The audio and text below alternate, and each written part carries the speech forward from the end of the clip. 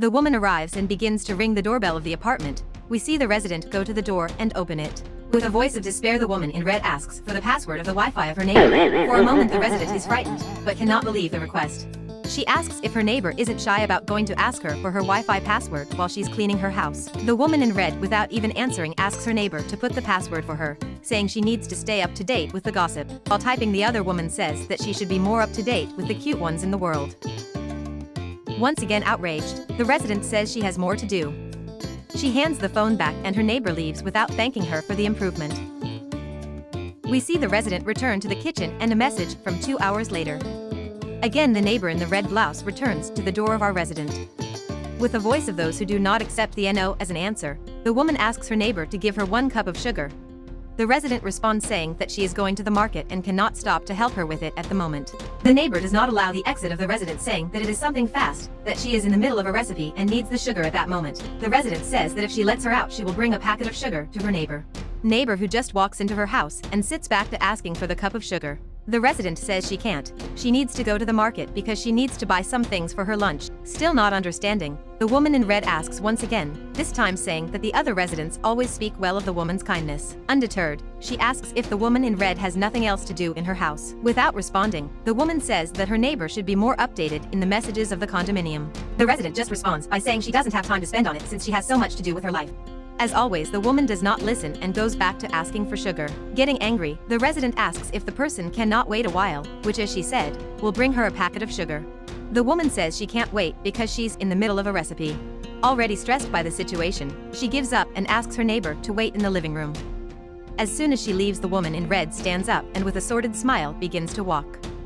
Entering the house and seeing the expensive things that are there, when she gets close to the television, she calls for the resident, once again saying that her television is very beautiful, and asks what she watches on her television. Not believing the question, the resident asks back what her neighbor thinks normal people watch on their televisions. Returning to the living room, she hands the cup to the woman and asks what she is doing in front of her television. The woman in red says her television is very pretty, and once again asks what the resident watches on it. Already overcome by the situation, she only replies that she watches series from time to time. Her neighbor says she enjoys watching series and movies, which she really loves. The resident then asks her neighbor to leave her house. Once again, with a message of later, we see the 2 women in the garage of her building. The resident asks her neighbor for help, asking if she goes to the market at that time. Her neighbor answers yes, so the resident asks her to let him go to the market with her.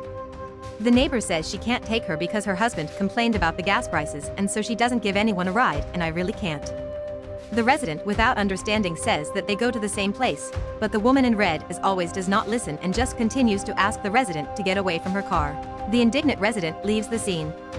We see the neighbor talking to herself, who washed her car the day before and who will not give a ride to a person who will dirty it. Arriving home, the resident begins to say that her neighbor will pay for what she did. He goes every day to her house, keeps disturbing her and not letting her do her things, and still does it. Says he will pay for this attitude with the same currency, and starts fiddling with his cell phone. If she likes to ask for Wi-Fi, she will change the password at that very moment. He says he wants to see if she'll ask her again for the Wi-Fi password, puts on her things and leaves.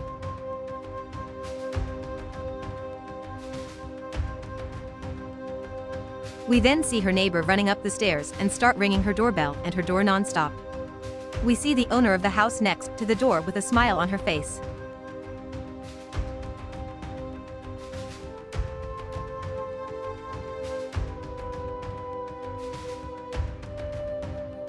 She opens the door and the woman in red, in desperation, says she is trying to connect to her internet and is not succeeding, asks what happened.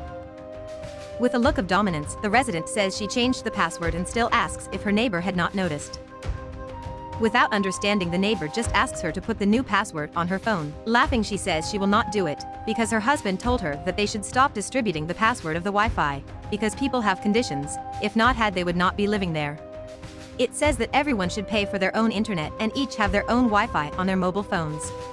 The woman says she agrees with what was said by the neighbor, but asks the resident to give her the password of her Wi-Fi again. Outraged by the audacity, she responds by saying that she will not put it, that her husband said that it was not for her to do this.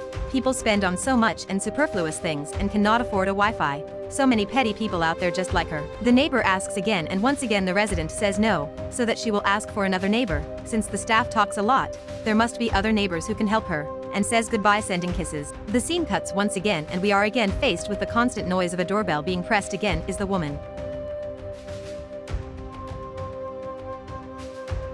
Begins to ask for help to the resident, saying that she got burned on the stove and does not know what else to do. Shocked by the situation, the resident says she will not touch the wound and will take her to the hospital, grabs her things and leaves, leaving her door open.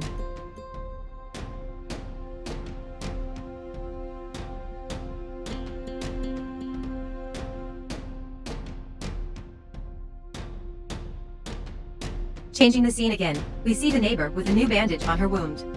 The resident tells her to take care of her arm and take good care of it. She says this is a time for good reflection for her neighbor, because she couldn't help but talk about it. When she asked for help from her neighbor, she was unable to give him a ride to the market. All the time she comes to her house asking for something, everything that is hers her neighbor asks for, and she always helps her. That she should have a little more empathy and consideration for those who do good to her. For just as in this situation, that if she were another kind of person, she might not have helped her, and asks why only she of all helped her.